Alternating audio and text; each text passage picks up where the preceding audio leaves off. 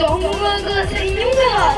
Ito ang inyong angkorono na tagapagbalita ng Pilipinas at tagapagbalita ng mahalagang impormasyon. At ako naman ang inyong angkorono.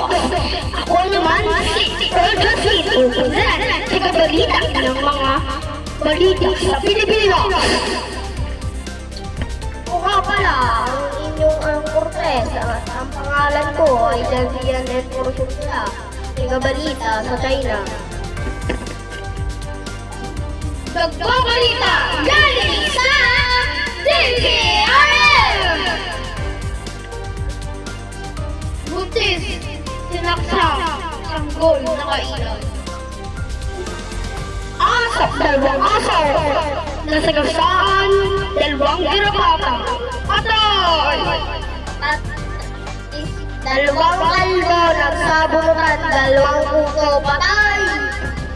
At kalbo, humilinan siya sa tintero na gulat kasi walang buhok.